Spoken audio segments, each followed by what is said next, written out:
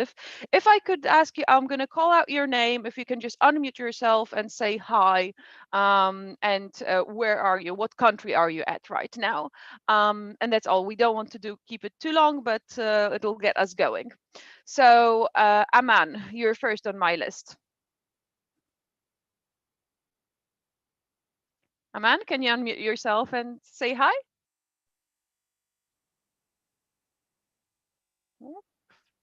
Aman disappeared. Oh no, he is. Oh, hello. Han, you can say hi. I see you're unmuted. Hello, can you hear me? Yes, yes. Okay. Hello. Yeah, some strange is the audio is not working. Can you see my face? No, we can't. But where do you live? Where are you currently? Which country? Yeah, I'm in London at the moment. Oh, lovely. So yeah, my name is Seokhyun, but just call me Shan or Dr. Han. Yeah, I'm working in London. So I'm company is a Quant Network. Oh, of course. Well, welcome. Quant Network is also a member of Hyperledger, and a very amazing one. Yeah, thank you. Thank you. Okay, Anuvar Kasim, would you like to say hi? Hello. Hello. Where do you live? Yeah, I'm from Malaysia. I'm a beginner in blockchain. So currently I'm working in Kuala Lumpur, which is one of the state in Malaysia. So basically I'm here to learn something about Hyperledger because currently our companies are developing some sort of Hyperledger thingy. So Great. we are migrating Ethereum to Hyperledger. Wonderful. I'm very glad to see you. Vadim, I see you're unmuted. Would you like to say hi? Oh, Vadim muted himself now. Okay, well, anyone else would like to introduce themselves? The floor is yours. Hi, my name is Rafał. I'm joining from Poland, Warsaw. I'm working for KDPW, which is a central depository for securities. And the reason why I'm joining is because we are quite interested in developing some solutions based on Hyperledger Fabric. Especially, we developed e-voting solution for participation in general meetings of listed companies. So that's all from me. Well, Vitai, Rafał, and I hope that you will share with us a bit more a little later about your e-voting system. Obviously I know about it, but I think everybody else would be very interested in hearing. Nikolaos.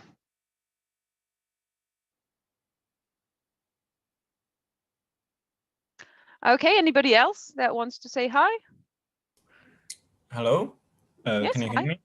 Yeah. My name is Mark. I'm living in Japan. I'm one of the co-organizers of the Hyperledger Kansai meetup. And yeah, I'm looking forward to this presentation today. Thank you very much for organizing. Thank you, Mark. Good to see you again. It's been ages. Yeah. Okay. Hi all, this is Khwab here. I'm from India, and right now I'm working with one of the Singapore-based company called Hello SME and implementing the Hyperledger-based solution for them. Welcome. Thank you.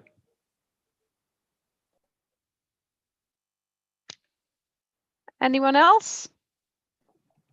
Hey guys, my name is Shoaib Syed. I work for the United Nations at Vienna, and I'm exploring Hyperledger frameworks, and I'm pretty much keen about knowing Hyperledger Fabric, so that's why I'm here.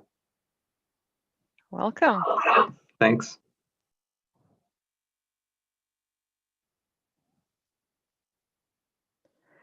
Well, I hope everybody else can introduce themselves as you join the discussions. And I see a couple of more people joining, so I'm just doing speaking thing. Okay, well, Lawrence, did you want to say hi?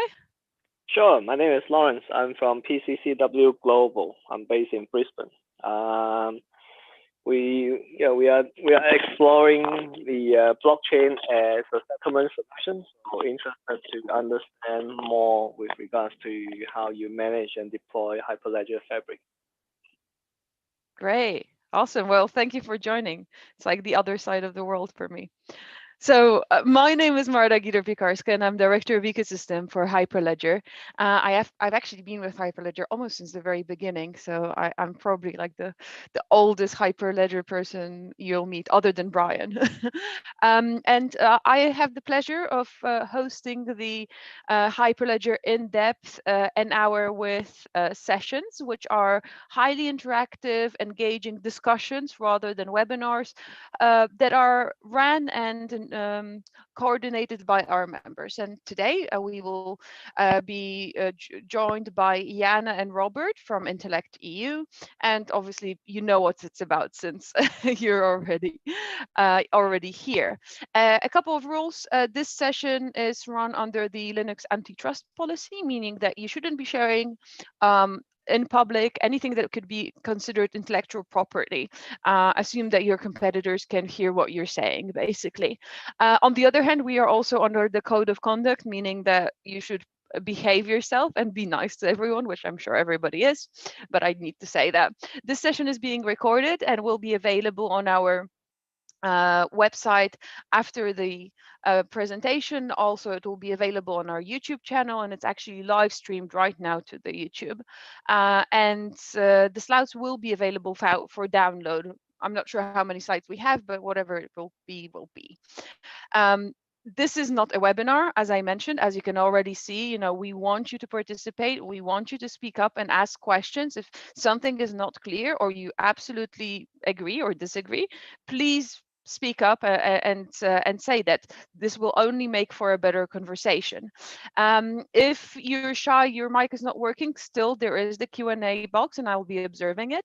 And yes, please do talk and comment. For any side chats, use the chat window. So we have all three methods of communication. If you feel like you can't jump in, the discussion is too heavy, just raise your hand and we'll make sure to queue you up. And with that, Robert, Jana, over to you. Hi, everyone. It's a pleasure to meet you all. I've been listening to you speaking about the great projects you're working on, and we are keen to learn more about them. Please, we really encourage you to participate actively in today's discussion.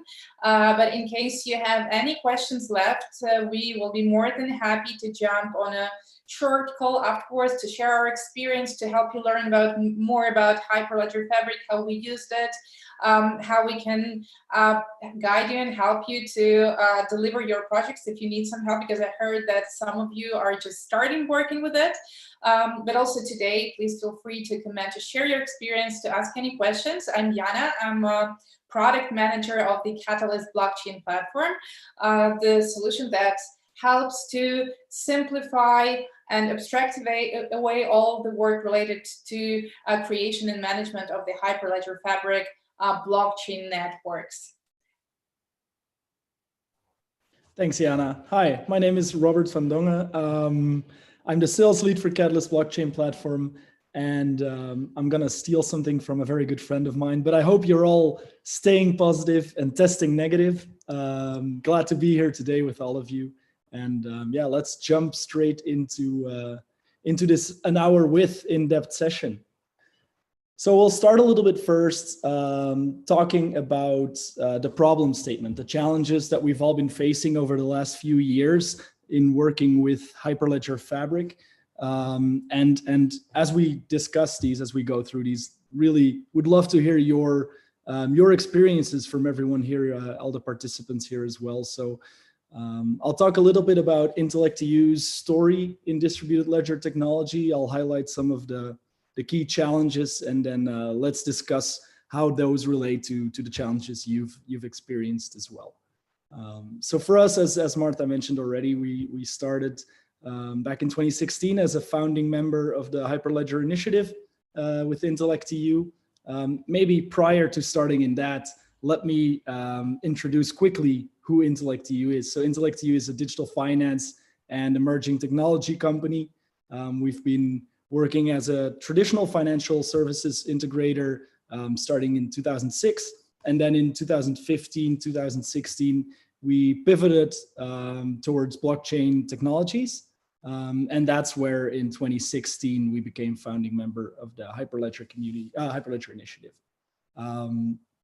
So in 2015, 2016, we started with a small R&D team, mainly focusing on really experimenting with the different distributed ledger technology protocols that were out there. As I mentioned, we joined the Hyperledger initiative, and we started doing some client projects, some proof of concepts, proof of value for organizations that really wanted to identify what value can we create within their specific industry using blockchain technology. So we did, for example, a proof of value for a company named Lindus on the trade matching and reconciliation. We did a know your customer data synchronization and reconciliation project for KBC, which is bank. And then we also work together with a central bank and a stock exchange on a central bank digital currency proof of concept, which, as most of you will know, has been a hot topic over the last 6 to 12 months and will probably only continue to be one over the next months, if not years. So when working with these clients on these proof of values, of course, as I mentioned, it is a proof of value. We're not taking into account really all the non-functional requirements like scalability, for example, maintenance of the network, those sort of aspects. It's really just to prove the value that blockchain can bring in these specific industries.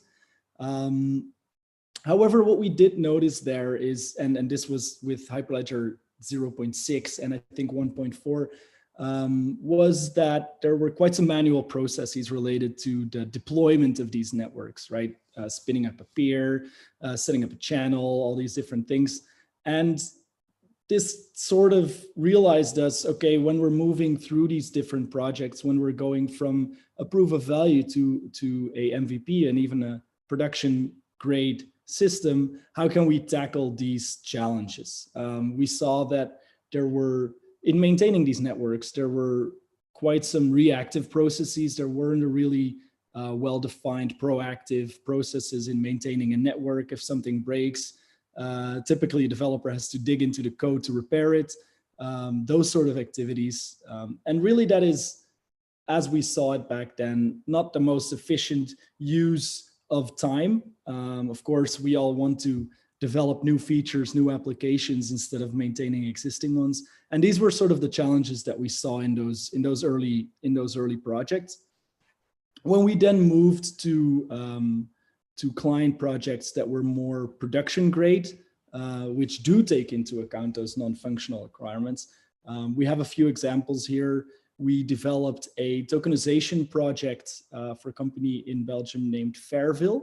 And this project allows local governments to issue vouchers as subsidies to citizens who can then spend those vouchers at local merchants. So really very up to date in terms of what's happening today with the global pandemic and supporting your local economy. So this is a system that's live, up and running. And then a second example is Cube, which is the KYC utility for banks and enterprises, which is a KYC data sharing project that allows banks in Belgium to share verified KYC data, resulting in quicker onboarding of enterprises for the banks and improved compliance. So these are two, I just took these two examples out of a list of projects that we've done over the last few years, but these are really two examples of projects that are production grade systems. And so here we saw some additional challenges, right? From moving from a POV, a POC MVP to production grade. You see that the maintenance is really a significant challenge. So having to maintain your networks through manual processes is quite a time consuming and not really a user or client friendly challenge today, and which is one of the challenges that we aim to solve with our product, in which we'll go a little bit deeper a little bit later into this session. But I'm curious to hear from other participants here in the call. What are some of the challenges that you have been encountering when you're setting up a network, or you're building a network, or you're developing the governance around a network, or you're maintaining a network? Happy to hear some input from the people here. If I may, I would just add that, so summarizing, key challenges that we have facing are every level of project implementation. Excuse me. On every level of project implementation, doesn't matter how far you went from idea to the production ready material, we still see that it's very difficult to maintain, as Robert said, but also to scale and also to set up a blockchain team. So when you enter a consortium, you already need to have the large team in your office that will support your participation in the consortium and the network. And there are a whole list of difficulties, and we will be very keen to hear them, because this is something we are continuously tackling, and we want to improve in the way we tackle them. So please do share your stories about what made you suffer the most while you were going to bring your POCs into production or create your blockchain projects. Hi, can you hear me? Yes, we can. So, yeah, hi. I tried to introduce myself also earlier, but microphone issues stopped me. So, greetings from Germany, from Fujitsu, Central and Eastern Europe. So I share your experiences with it. I've been on board with Hyperledger Fabric since 2015 or so, when the 0.6 version was out, and struggling with it in the beginning. Of course, it was pretty new, and I can definitely share that it has been a challenge over the years to bring up networks, maintain them, and so on, to in order to support various projects. So it is definitely a challenge. It definitely got better over the years. I think documentation got better, understanding got better within the community, including myself. So in one hand, automation is required. On the other hand, I'm very interested to see how issues like governance or explicit requirements from customers and so on can be met with regards to data privacy, different deployment scenarios and so on, because I've had experiences, for example, with doing projects with highly sensitive data with the public sector. And for example, it was out of question to just say, well, we'll use the cloud, you know? So interoperability, deployment, and hybrid scenarios are very interesting for me, and will continue being for the future. And very much interested to see how such issues can be automated and supported by different infrastructure platforms. Mm-hmm. Thank you, Nicholas, for sharing this. I will try to reflect how we tackle some of the issues that you've mentioned. I think it would be good to... Okay. There we go. Yeah, I was just like waiting for it to become a discussion. Yeah, same. Sorry. Okay. So Yes. Anybody else wanted to share their experiences Yeah, with I just deploying? wanted to quickly ask Nicholas whether he already uses some solutions to simplify work with the blockchain. And like for everyone, when you share your experience, if you have already used some solutions, could you please share what you have already used? It also can be very helpful in our discussion. Thank you.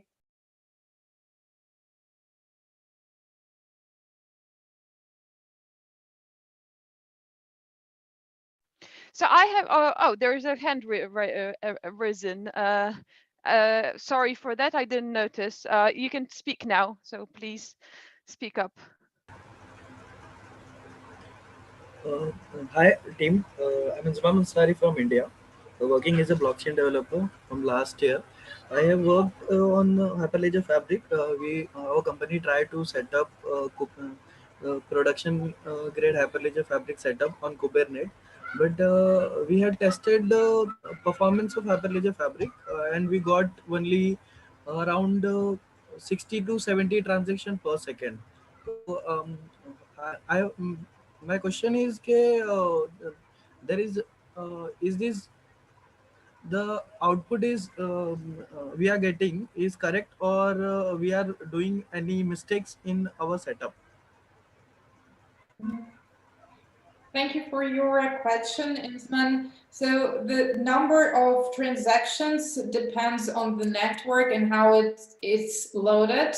To understand whether this number of transactions is optimal for your specific case, we will need to learn a little bit more about it, about the network configuration,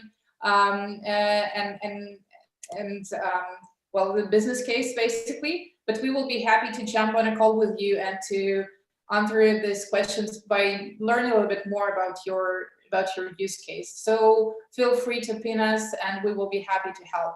With our technical lead, we can do this. Thanks, ma'am. We had just tried sample use cases like CRUD operation on assets, basically create, delete, update. So when we tried with create statements, we got only 50 transactions per second on around 32 core processors. As we noticed, when we work with discovery services are mainly taking too much time to discover nodes or peers.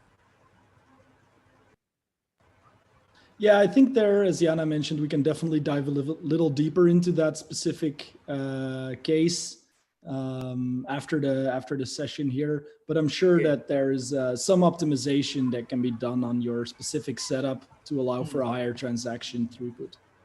Okay, sir. Okay. ठीक है, we'll continue.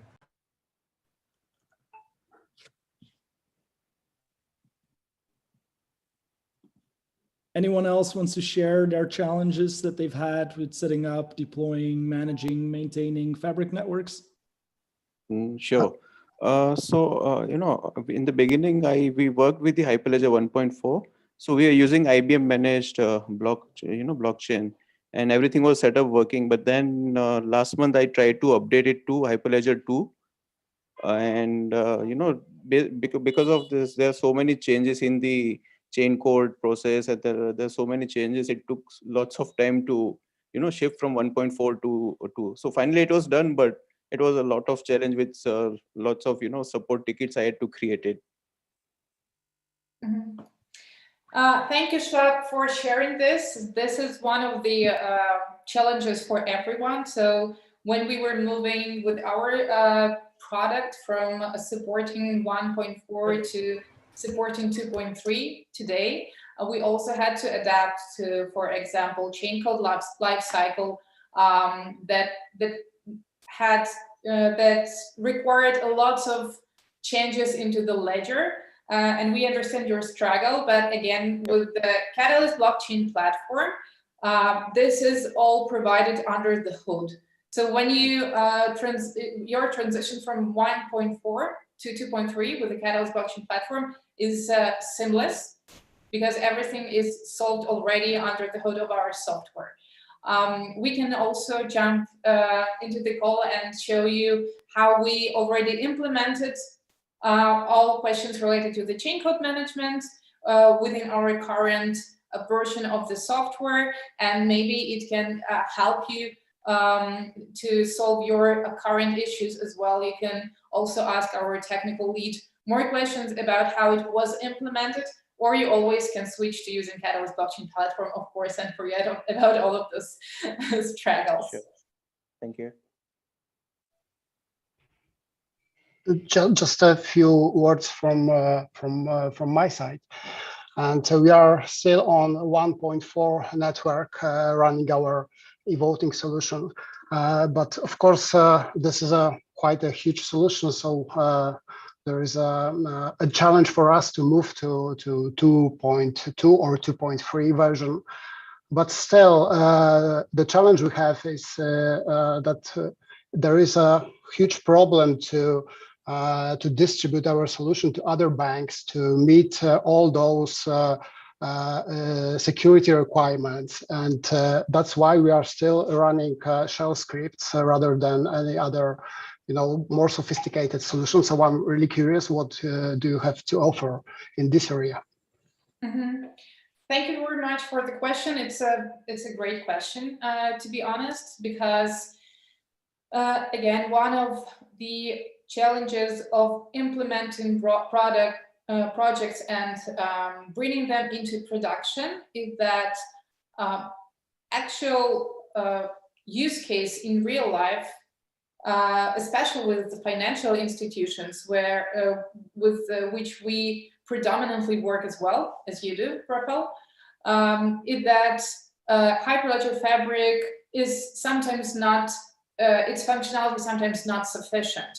One of the reasons is that we often see that there is one strong consortium leader that drives the whole process of blockchain solution implementation. And this consortium leader also is responsible for this network having a good performance, being having good uptime, being secure, having high availability, because if leading organization is falling, then all the network is falling. Having backup and recovery features.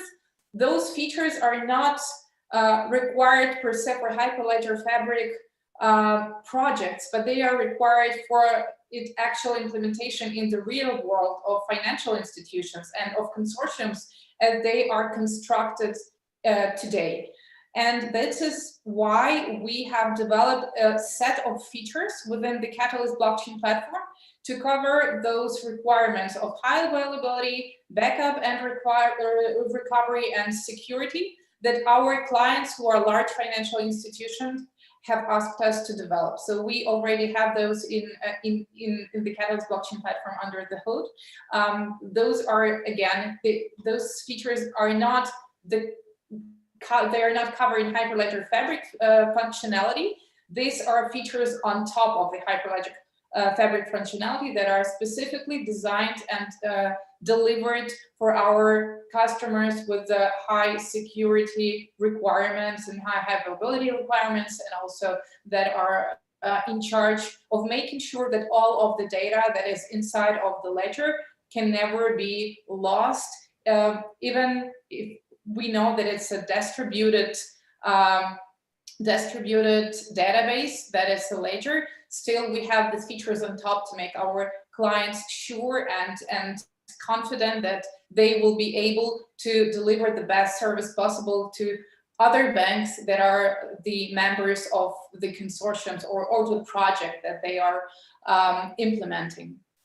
And of course, we will be happy to share this experience in more details with you, going deeper into the cases, learning more about the security issues and requirements that your particular participants have, because the security requirements, they are quite different among different banks.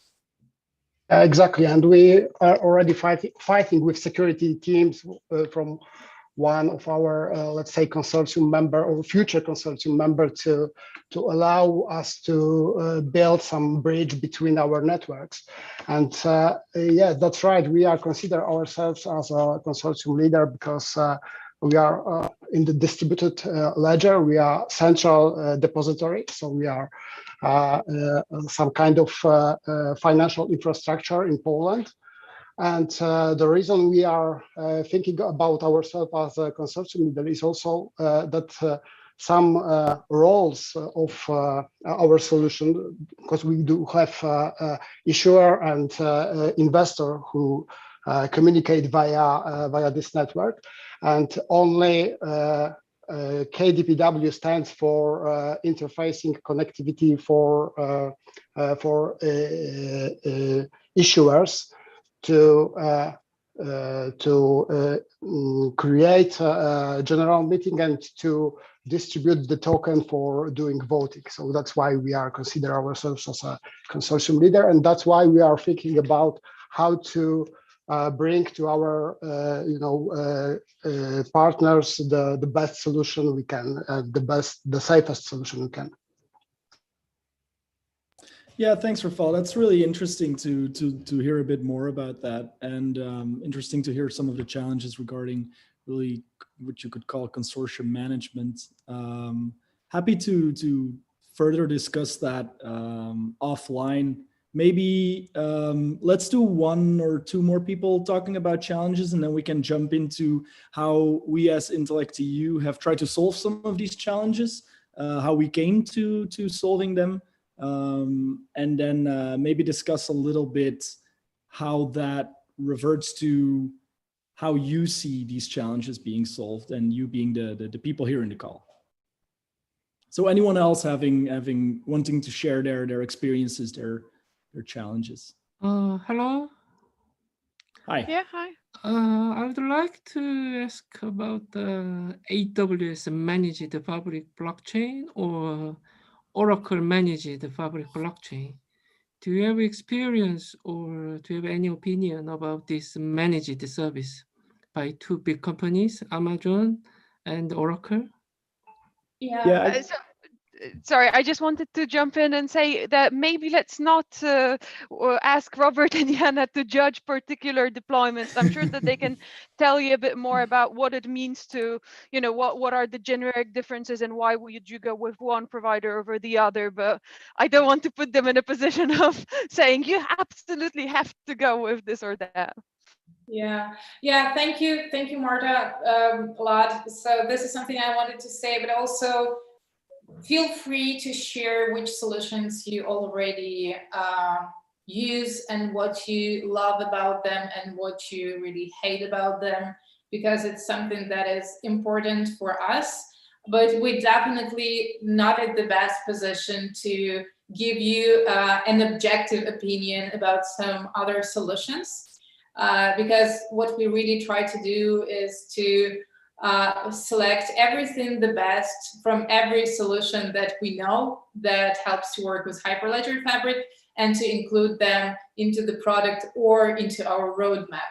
So of course, we are a little bit biased here, but we'll be really happy to hear about some good points and maybe some struggle that you had already using different solutions as well. Is my experience in London this is my opinion, is to manage Hyperledger Fabric for small, medium-sized company is very challenging. Some technical issues, some Kubernetes, Docker container, and some security issue. So more certificate authority. So I recommend our customers to use the AWS and Oracle managed blockchain, so we can reduce time and we can can construct more stable blockchain. So that is my opinion and my experience. So how these two big companies what reputation they have in some fabric society, some community. So that's my question. Yeah. So how do you think? It's just that's all. Yeah. Well, thank you a lot, Han. We will be happy to give you a demo of our product so you can see what is different in terms of functionality that we cover within the Catalyst blockchain platform. And we will leave it for you to judge and compare it to other products, but we will be happy to do a separate call and give you a demo. Yeah, maybe quickly from my side, thanks for sharing that. And these are exactly some of the challenges that we've heard from our clients as well, right? Is how do we exactly tackle the certificate authority? How do you work with Kubernetes and Docker images? And especially for small to medium enterprises, as you said, these are not typically organizations that have a 10, 15 person blockchain team that has the experience necessary to tackle these challenges. So interesting to hear that from your perspective as well. Thanks a lot. Okay, thank you. So maybe let's move on to from these challenges to how IntellectEU has set their journey on trying to solve these, and then we can discuss that a little bit more as well. So, as I mentioned earlier, we started with those proof of values for clients. We started then continuing more into the production grade projects for clients, building on Hyperledger Fabric, and so throughout this journey, basically what our development teams did was they went through the same steps again and again and again when setting up, deploying, and maintaining these networks, right? There's a lot of manual activities. There's a lot of technical expertise that, as you mentioned earlier, the small to medium enterprises don't necessarily have in-house. And so what our team started to do internally was develop a tool that would replace the manual scripting with automated processes, so that instead of having to keep rewriting these scripts for each different client project, they could just leverage that internal tool that we've built, which we saw quickly that this tool that we started building significantly increased our processes. It significantly resulted in a faster go-to-market for these production grade systems that we were building for clients. And apart from that, also looking at some of the non-functional requirements like scalability, security, these were also things that were positively impacted by us using this tool that we created in-house. And so at some point in time, early last year in 2020, we decided and we realized that the tool that we had built in-house was actually something that, apart from us using it for client projects, we also noticed that organizations that were taking control of the wheel themselves, building something themselves, could also benefit from this solution. And so at that point, we realized, hey, let's take this tool, let's mature it a little bit, and let's push it out into the market. So that's what we did last year. And so last year, we officially released Catalyst blockchain platform into the market for clients of any size, and whether it's a POC, an MVP, or a production grade system, to be able to leverage that tool that started as an internal tool that we now built out as this enterprise grade system to manage your Hyperledger Fabric and to set up your Hyperledger Fabric networks. And so that's really where we are today. And Jana, happy to have you run through some of the features and the components of the platform.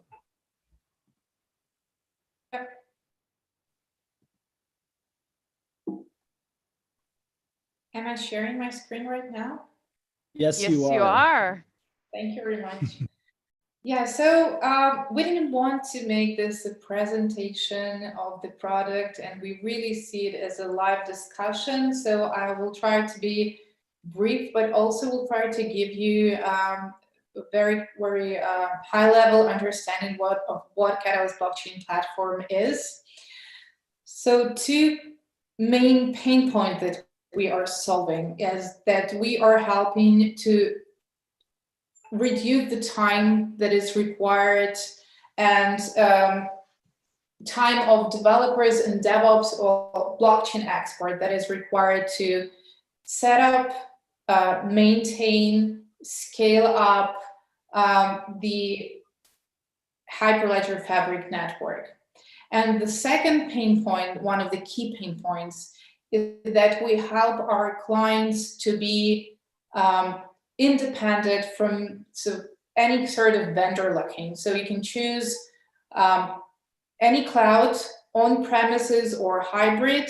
And also speaking about the use case that we just discussed with Rafael, for the banks, choosing like specific cloud is always not an option. So the on-premises is the only possible option.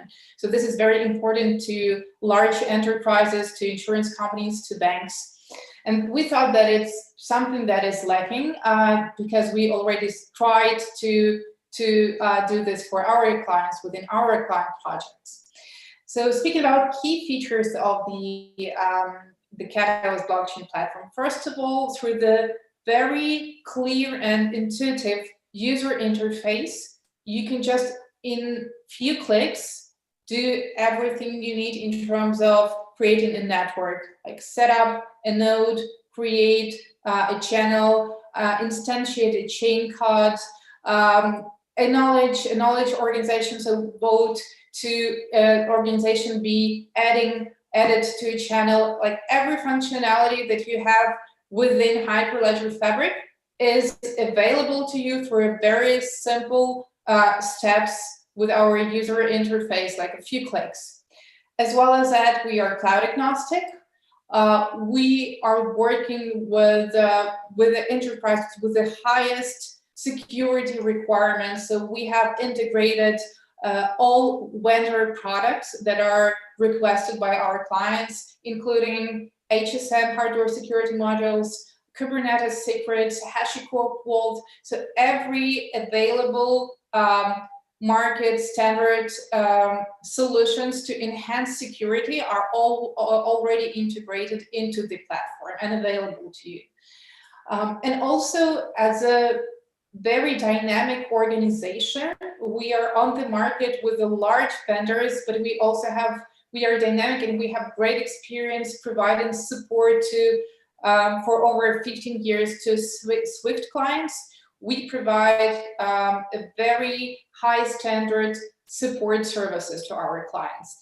And supporting open source, which is Hyperledger Fabric, it's not an easy task. It's a very difficult thing to do, but we already have a great experience in doing this. So this is something that we also do. And speaking quickly about our product, we are also supporting other protocols. This is not the topic of our today's meeting, but we are currently working on the Corda that we have released first version just at the end of last year. And I think that is our key feature that I wanted to highlight.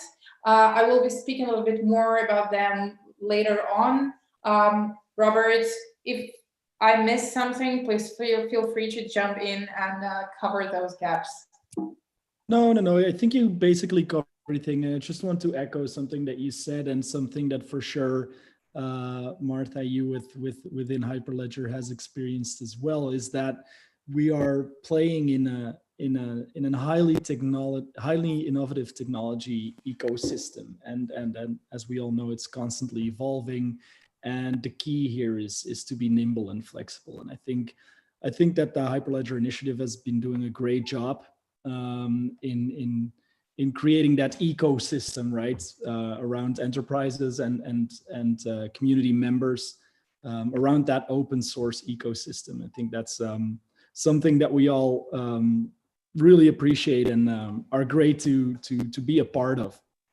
And I think then talking a little bit more about Catalyst blockchain platform in terms of how we offer it to our clients. So I think on the one hand, it is important to notice that we don't want to either only offer it to, as was mentioned earlier, those small to medium enterprises that are struggling, but also to those large enterprises that are maybe managing multiple blockchain networks and applications. So we really have, as Jana mentioned, we have our fully cloud agnostic approach here. So exactly to Rafal's earlier points, whether a client wants it fully in the cloud or fully on premise or hybrid, this is all possible in Catalyst blockchain platform because we use Kubernetes. We use Kubernetes, which means that as long as there's a Kubernetes or OpenShift cluster, that you can run your blockchain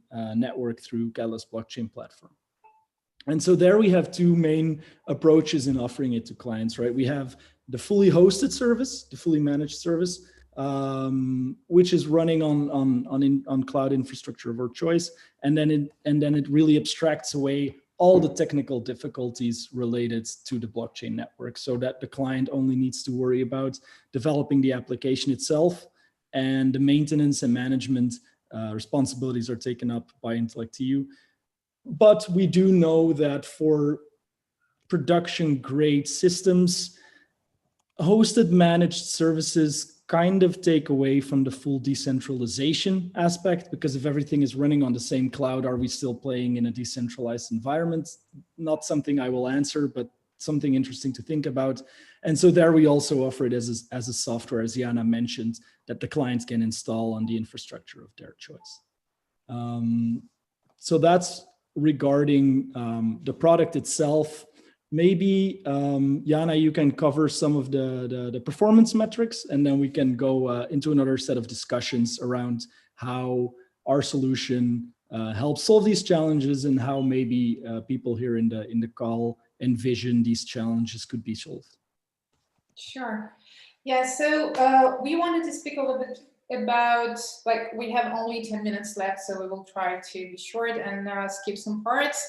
But speaking about key metrics in terms of how Hyperledger Fabric projects perform, we wanted to highlight that it's really important how much time you need to set up the whole network, or how much time you need to onboard a new organization to your network.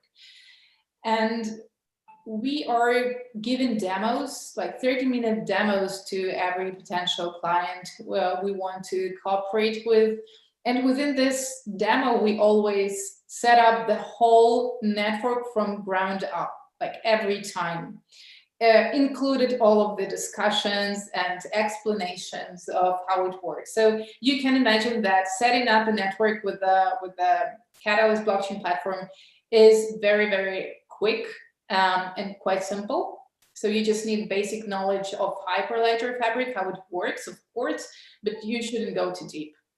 And also one of key metrics that I wanted to share with you, that for one of our projects, our client had reduced the time spent on maintenance of the network, of the infrastructure, by 40%. So it basically, like, half of the time that they needed to spend before, the precious time of their developers and DevOps that were using scripts to maintain their projects in production.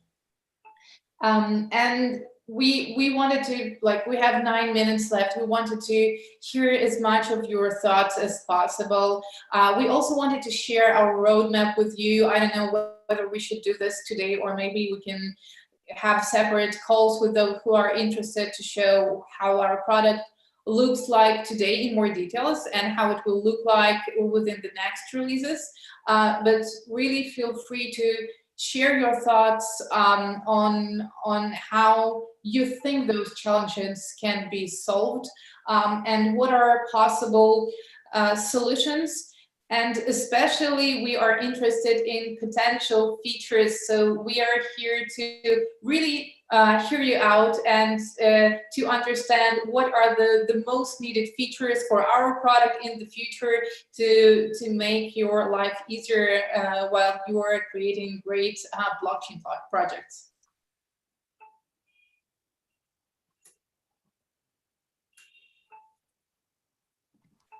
Yeah, just to reiterate what Jana mentioned, really, we are here to make your lives easier, right?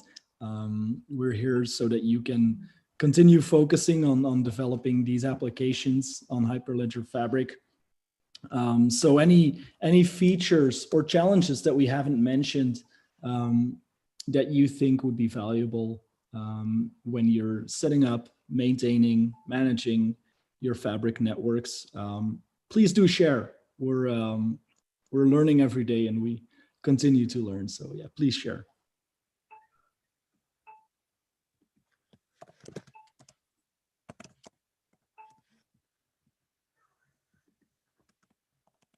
One question. Have you?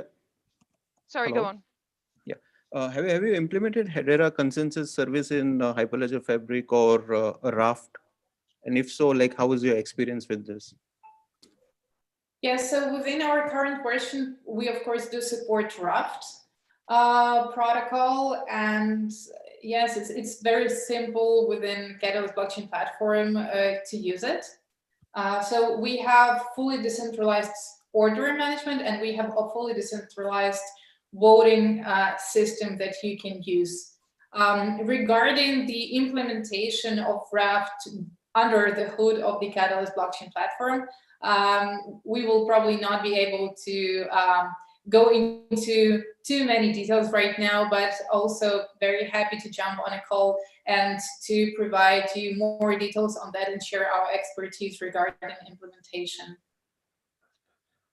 All right, thank you. Yeah. And could you tell me the pricing? I mean, suppose if you want to run a couple of organizations with a couple of peers with, one order surveys, how much on an average it goes? Yeah, so there our pricing is pretty straightforward. So imagine you have two organizations with 2 nodes each. That will be a couple hundred euros on a monthly basis. But happy to share some more detailed information on that. All right, thank you. I have a question. Besides Hyperledger Fabric, is your tool can be used for deploying other permissioned blockchain, for example, R3 Coda? So is it possible or not? Yeah, Yes. so there, oh, go ahead, Jana. So we are currently, so Hyperledger Fabric is our first part of the product. We had a release in June 2020. And in December 2020, we have released first version of the Corda service within our platform. So yes, we do absolutely support Corda within our platform, and we will be happy to share a demo of it with you and ask any additional questions. But also, I think it will not be the right time to go into deep, but we really will be happy to share more about that. Okay, thank you. And I see 2 people raise their hands. It was Mikhail. Yeah. Hello. Sorry for that. And in Zamam as well. So Mikhail, if you want to go first. Yeah, hello. I'm from Russia, and I represent IP Chain project. It's a production network that connects intellectual property market participants. I have a question. Did you implement the backup feature for Raft ordering service? For example, if some transaction ruins some configuration, there's a possibility to roll back using some backup? Mikhail, приветствую. Yeah. Hi. Да. We currently we don't have such feature, but I don't even have it in our roadmap right now. But we never heard about such pain point, and this is one of the reasons why we are having this meeting today. And I will be really happy to learn more about your functional requirements in terms of. Sorry.